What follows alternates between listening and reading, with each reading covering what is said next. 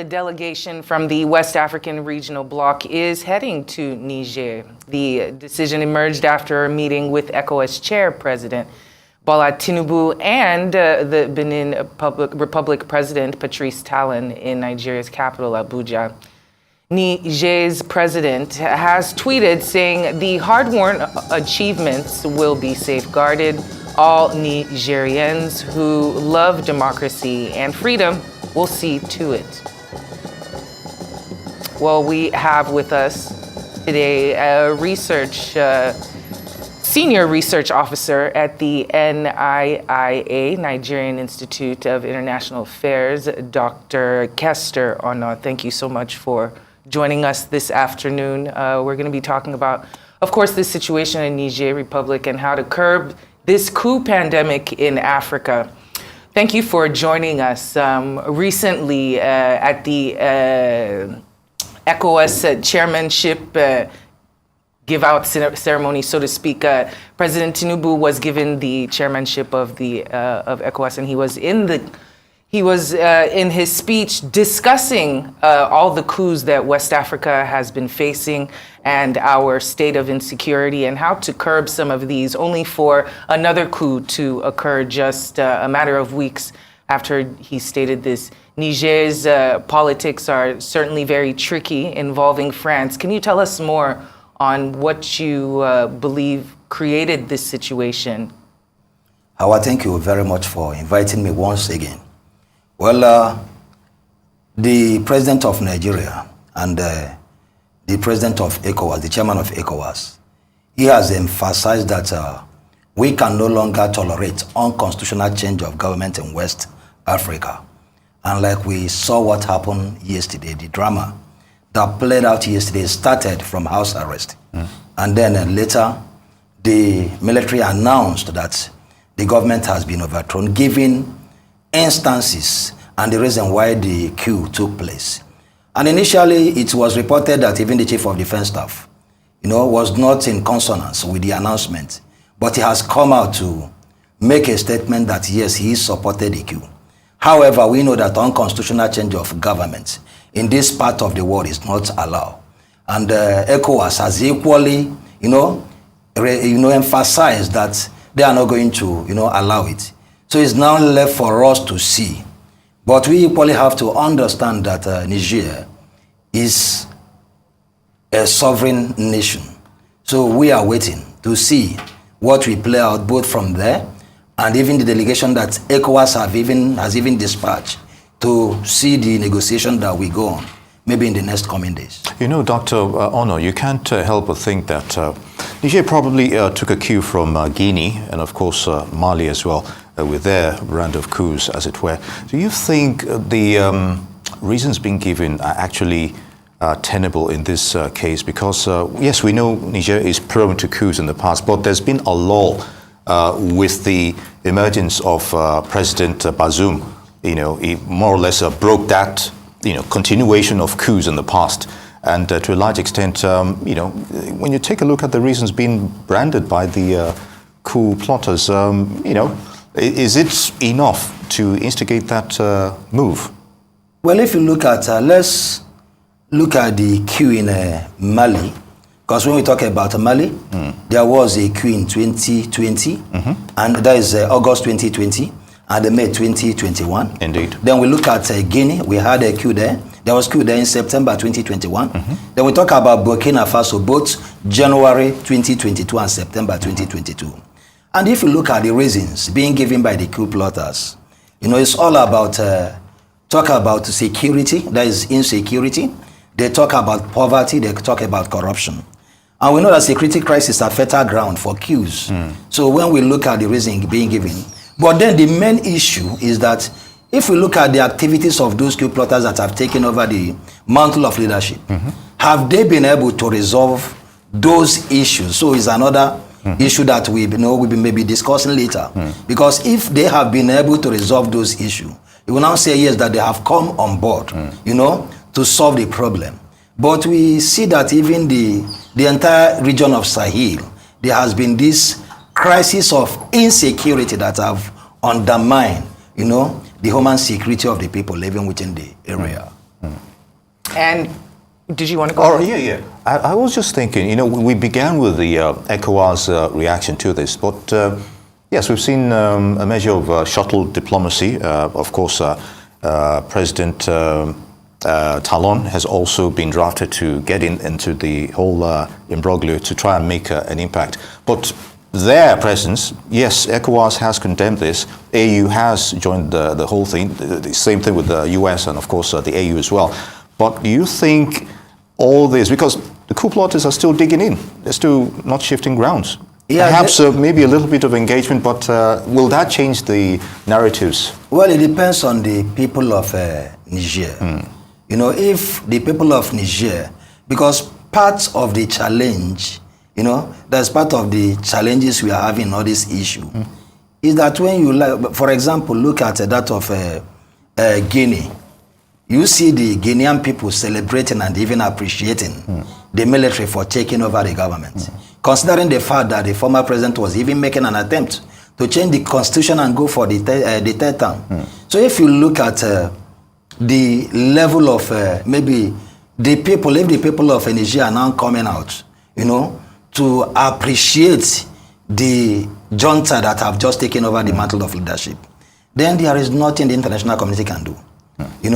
Maybe there may be sanction and all these things, and gradually, but in a situation where the people of Niger will now come out en masse, that look, we don't support what is happening, then it will now give the international community the impetus and even empower the ECOWAS even for them to intervene, because I believe that there is this ECOWAS security architecture that is still in place. So we have, modus operandi of going through all this process. So we are now waiting to see what will happen in the coming days or hours. That's a bit of a trick line right there between national sovereignty and foreign implications, putting their mouth in our business. But there's a fine line because sometimes the balance is necessary. Okay, and speaking of that foreign interference, France, I'm wondering what you feel their role has been, if any, in the coup or preventing it. We do know that the former president was an ally of France. We do know that they tried to overthrow him at least twice in since 2015 at least. Of course, they were foiled, but this last one actually worked. What do you think the role of France is in this coup? Well, before I go to the role of France, let me say that even the international community, if they feel that there is the military junta that have just taken over the reign of power, that they are anti-people, they can invoke responsibility to protect doctrine. That is R2P, because if they feel that they are an imposition on the will of the people, yes, the R2P says that in a situation whereby the government cannot protect the people, the international community have the moral obligation for them to intervene. So on that note, this issue of sovereignty will be overridden. So, but now looking at France again, let's equally cast our mind back that even the coup in Burkina Faso and Mali, that even that is the government, the military government in Burkina Faso and that of Mali, they have equally said that they don't want to do anything with France again. And they've equally ordered France to move their troops out of their country. And France has moved their troops, and those troops are now stationed in Niger Republic. So one now begin to wonder, the moment you move your troop and then you now station them in Niger Republic, with the presence of your troop, kill the tat, now happens. It has taken place. There was an article I wrote on Conversation Africa, when the former president of Nigeria, Muhammad Buhari, invited AFRICOM to come and help Nigeria to fight insecurity. I stated the obvious, that the training of African military, that this thing will lead to coups. Many people actually, they said no, it will not happen, but we are now seeing it. If you look at maybe even the junta that took over in Mali and those that took over in Côte d'Ivoire, all the juntas were part of the training, were part of the AFRICOM training. There was a time that even the U.S. House, where they were questioning the military command, that these people that you train, we are trained how to organize coup against a democratically elected government. So when we look at this issue, we will now begin to put 1 and 2 together and, see what is actually happening. Literally creating their own monsters, military Indeed. monsters. And if I may use Mali as an example, Colonel Goita recently has been accused of trying to foist his presence on the Malian people and to extend his stay in power. We know there was a transitional government of which was initiated by the military, but of course we saw how that happened. It was liquidated, and the constitution was equally tampered with to a large extent. And you could question this condemnation of France's presence in that country and the welcoming of the Russians. The Wagner to a large extent. Yeah. Now, we saw how the crowd was whipped up, the public support for that. But here in Niger, when the coup began, the house arrest issue and all that, there was opposition from the public. The footage we saw most of the time, the public were against it. There was civil society that came out, denouncing what was happening. So we have an air of uncertainty. Yes, the military has also come out that the constitution has been liquidated to a large extent. So where do we go from here? There's an air of uncertainty, as it were. So can we say what happened in Mali is also applicable to Niger, or there's a bit of a... Well, the initial opposition we saw, there was this claim that they were government supporters, and the military fired some few shots on the air to disperse them. But then in the coming days, it's now left for us to see what will happen. If the opposition continue, I believe that both the international community, like ECOWAS and the AU, and even the European Union and other powers are monitoring the situation. Because if you are talking about Niger at this particular time, you should know that Niger is very, very pivotal. Because both the European Union and France and even the Americans that are working with Niger, considering the fact that both Cote d'Ivoire and both Burkina Faso and Guinea, are out of their reach. So they are now working with Niger, trying to, restore peace to the troubled Sahel region. So it's now left for us to see what will happen in the next few days. If the new military, that is, if the new junta in Niger now insist that France and maybe other Western powers should equally go, that they're now inviting Russia, then we now see a kind of a theater of drama taking place in that. Or what other people call a scramble, the second scramble for Africa. Well, the second scramble has already begun. You understand? But we're now talking about that there is a Russia now stamping their feet, through Wagner Group, stamping their foot on Africa. So how worried should we be? Nigeria is, if Niger is affected, there will be spillover to Nigeria. We're not too far away. It has said that also Mali, because Niger is on the southwest neighboring Mali, they would get a spillover. Nobody is going to be unaffected by this. With Russia now putting heavy boots on ground, there's issues with France in their own francophone speak. Who can we run to? I mean, who can we trust in terms of people of foreign nations having our best interests while overlooking their own best interests? Because it seems that even though France has had feet on ground, it's just been getting worse with these coups. Now Russia, they have their own issues at home. They're here. We know the Wagner Group has issues of its own, like... besides, Prigozhin is also saying that after their exploit in Belarus, they're coming to Africa. So we don't want to become the dumping ground for all of this, but it's seeming as though something is afoot. Yeah. Well, I believe that there is a serious crisis in the Sahel region. All the Sahel countries are involved. If you look at liberal democracy, the liberal democracy has not benefited us. People's expectations are not met. And you look at these things, then the question is this: why is it that whenever these coups take place, then you now see people applauding and some people welcoming the juntas? You understand? We know that, coup does not just take place. You know, even some politicians invite Yeah. the military to come and Stir things up. intervene. You know, and especially in situations we've seen that liberal democracy has not guaranteed development in Africa. You understand?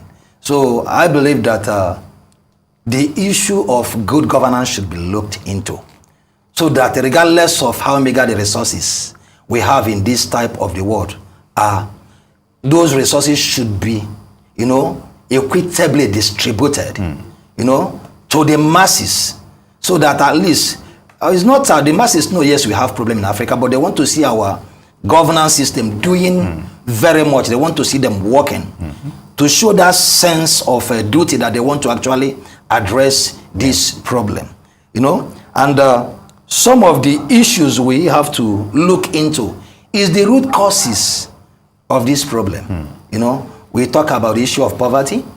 We talk about the issue of inability of the elite to meet the expectation of the masses. We talk about the issue of weak institutions.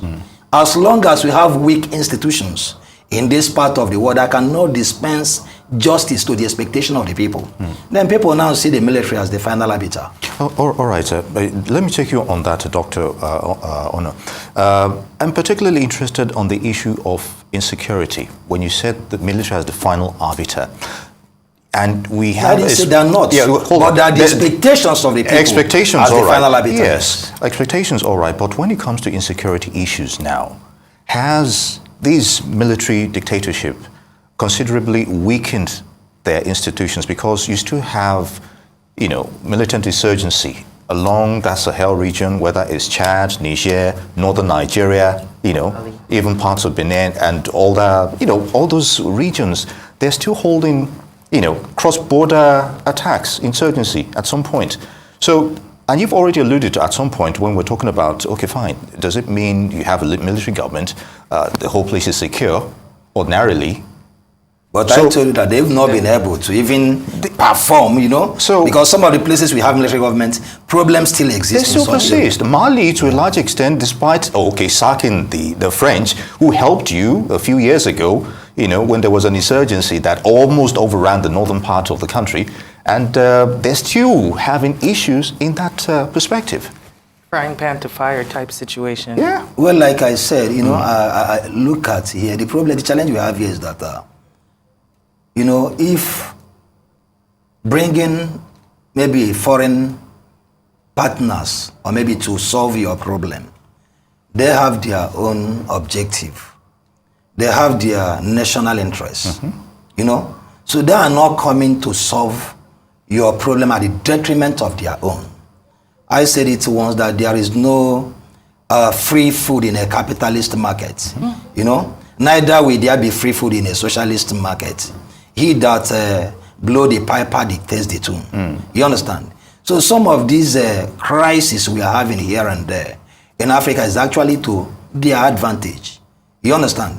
Because if we should be able, if we can train our security forces, equip them with the state-of-art equipment, supply them with the state-of-art equipment, they should be able to effectively man our national borders. Yeah. You understand?